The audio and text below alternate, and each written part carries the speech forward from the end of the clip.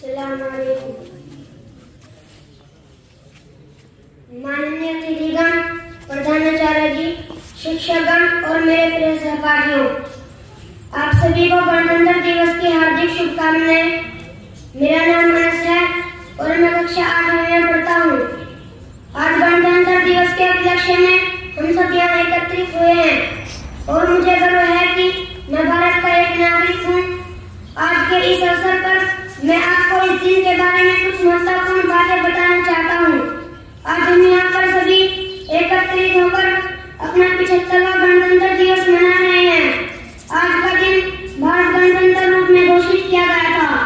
इस देश की स्वतंत्रता के लिए अनेकों महापुरुषों ने संघर्ष करते करते अपने प्राण न्यौछावर कर दिए और ये दिन इतिहास में काफी महत्वपूर्ण माना गया है।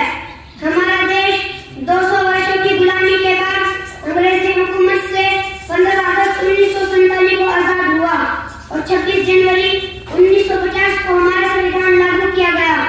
इसीलिए इस दिन को गणतंत्र दिवस के रूप में मनाया जाता है। गणतंत्र का अर्थ होता है जनता का जनता के द्वारा शासन, यानी कि जनता खुद ही अपने नेता का चयन कर सकती है। जनता के कहने पर ही चयनित नेता कार्य करेगा।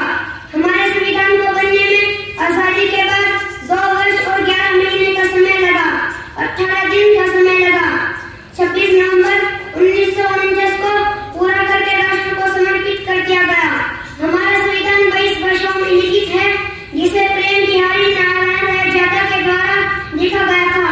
जब संविधान बना था उस समय हमारे संविधान में कुल 396 अनुच्छेद, 8 सूचियां और 22 भाग थे, जिनमें अभी तक 104 संशोधन किए गए हैं।